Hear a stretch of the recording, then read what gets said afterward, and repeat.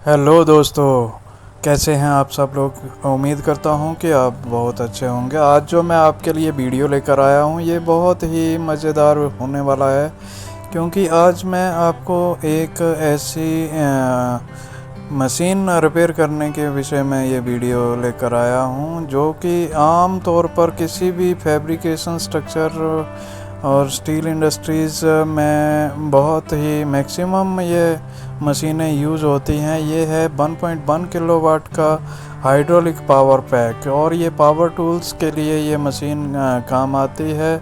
और इस मशीन में अक्सर कुछ ना कुछ दिक्कत आ जाती है, तो उन दिक्कतों के विषय में मैं आपको विस्तार से इसमें बताऊंगा। और इसमें क्या क्या कंपोनेंट लगे हैं ये मैं सबटाइटल में आपको दिखा भी रहा हूँ और बताऊंगा भी।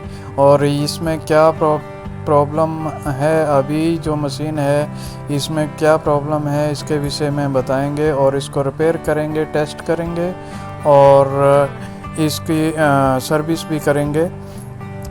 तो दोस्तों, ये जो आप तस्वीरों में देख रहे हैं ये पावर टूल है, ये टॉर्क रेंच है, और इसमें लगे हैं ये हाइड्रोलिक के पाइप्स जिसमें प्रेस फिटिंग्स जो है पाइप्स के साथ लगी हुई है।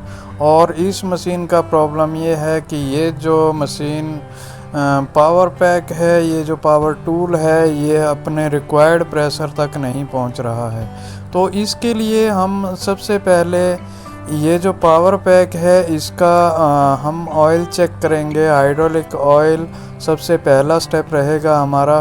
तो उसको चेक करने के लिए इसको डिसमेंटल करना पड़ेगा, ओपन करना पड़ेगा। और उसको ओपन करने के लिए सबसे पहले ये जो फ्रेम है, ये आउटर फ्रेम मैकेनिकल प्रोटेक्शन के लिए और इसकी हैंडलिंग के लिए ये ऊपर फ्रेम दिया जाता है। ये फ्रेम जो है इस टैंक के साथ बोल्ट अप है, और इसको हम पहले खोल लेंगे। और इसको निकालने के बाद इस जो ये पावर पैक है इसका बॉटम का हिस्सा जो है वो हाइड्रोलिक टैंक का काम करता है। और इसी में ये देखिए, इसको अब हम अनस्क्रू करके ये इसका जो ऊपर का असेंबली है ये मोटर के साथ ही बाहर आ जाएगा। Motor, control block, pressure gauge, safety device और कूलिंग सिस्टम जो है इसके साथ ही इसको डिसमेंटल करके इस प्रकार से बाहर निकाल लिया जाएगा। ये जहाँ पे आप देखिए, ये वाली जो पाइप है ये डिलीवरी लाइन है, और ये जो है ये कूलिंग लाइन है, ये कूलर में जाती है। और इसके बगल में ये जो छोटे छोटे स्ट्रेट लाइन लगे हुए हैं ये रिटर्न लाइन है।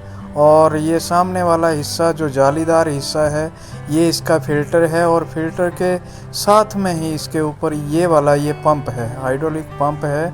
और पंप के ये प्लेट के ऊपर की तरफ देखेंगे ये कंट्रोल ब्लॉक है, उसके ऊपर सोलेनॉइड लगे हुए हैं, ये जहाँ पे हाथ लग रहा है। और सोलेनॉइड के ऊपर डायरेक्ट एक प्रेशर गेज है।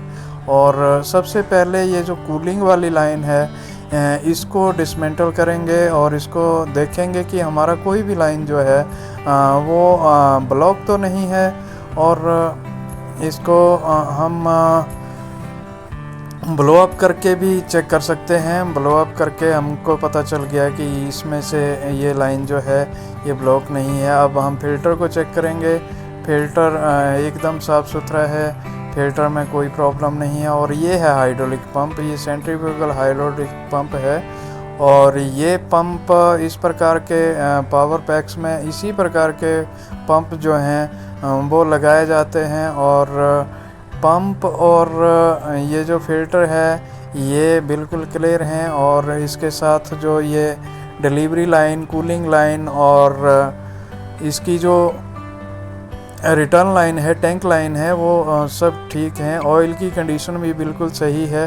तो इससे हमको ये पता चल गया है कि ये जो पावर पैक है इसमें कोई भी ऐसा प्रॉब्लम हमको नहीं मिला है। इसलिए हम इसको सीलेंट लगा के इस टैंक को और पावर पैक मोटर असेंबली ये जो प्लेट है इसको हम बंद कर देंगे।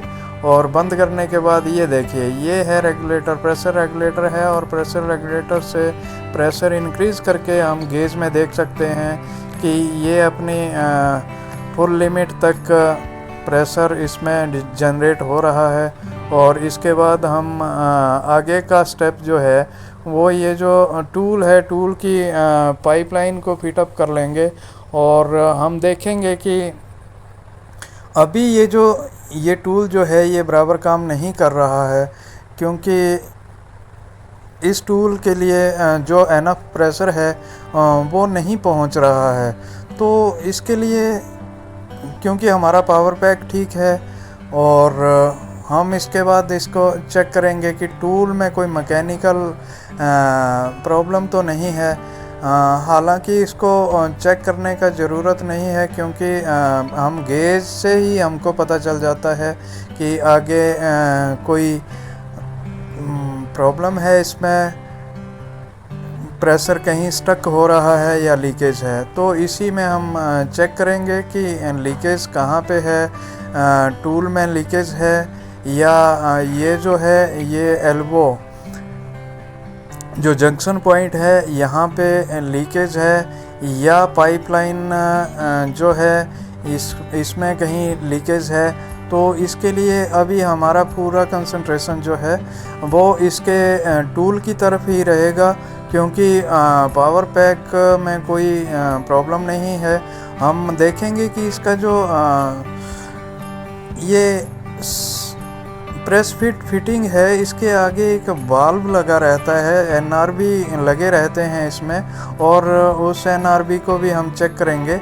और इसको ओपन करने के बाद वो एनआरबी काम करता है। तो ये देखिए, इस प्रकार से ये गेज जो दिखा रहा है, गेज बता रहा है कि एनआरबी में भी कोई प्रॉब्लम नहीं है। अब हम यहाँ पे चेक करेंगे एक पाइप को फिट करके कि दूसरे पाइप में ऑयल का अगर लीकेज है यहाँ पे तो दूसरे पाइप में आना चाहिए, लेकिन यहाँ पे हम देख नहीं पाएंगे, क्योंकि उस जो टूल एंड में ये एक एनआरबी टूल एंड में भी लगा हुआ है, इसलिए हम इसको देख नहीं पा रहे हैं। लेकिन हम गेज में ही चेक कर लेंगे कि इसमें कहाँ पे लीकेज है, क्योंकि अगर लीकेज रहेगा तो गेज जो है, गेज का पॉइंटर जो है वो मूव नहीं करेगा। तो यहाँ पे हम दूसरा पाइप को फिट कर देंगे। फिट करने के बाद हम देखते हैं कि जब भी हम इसको स्टॉक ऑपरेशन में लाते हैं तो ये दूसरा वाला पाइप जो है इसमें कुछ हलचल होती है, और इसका गेज बता रहा है, ये देखिए गेज बता रहा है कि इसमें इंटरनल लीकेज हो गया है, और इसी वजह से ये रिक्वायर्ड प्रेशर तक ये टूल नहीं पहुंच रहा है। जितना हमको चाहिए प्रेशर, उस प्रेशर तक नहीं पहुंच रहा है। इसलिए ये जो भी है, अगर रिक्वायर्ड प्रेशर तक नहीं पहुंचेगा तो ये हमारा काम नहीं कर पाएगा। इसलिए हमको इसमें 4000 psi प्रेशर की ज़रूरत है टॉर्किंग के लिए।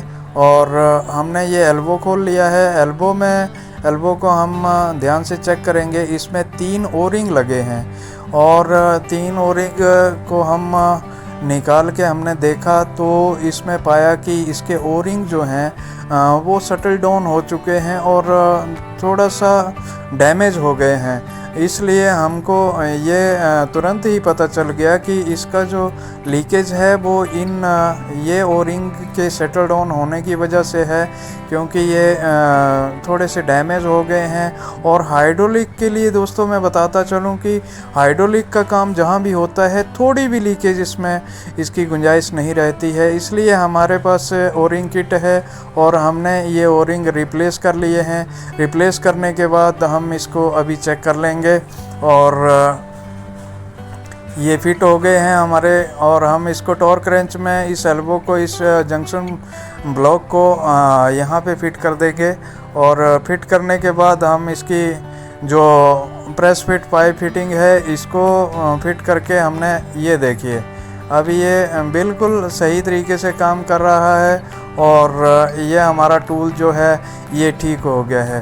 तो दोस्तों आपको वीडियो कैसी लगी? इस प्रकार के वीडियो मैं अक्सर बनाता रहता हूं और ये बहुत ही मददगार हो सकता है किसी के लिए भी, जब भी आपको इसके पावर पैक्स और इस प्रकार के पावर टूल में कोई दिक्कत आती है तो इसी प्रोसीजर को आप भी फॉलो कीजिए, ताकि इसको इस प्रकार की छोटी छोटी समस्याओं से निजात मिल सके। और ये धन्यवाद।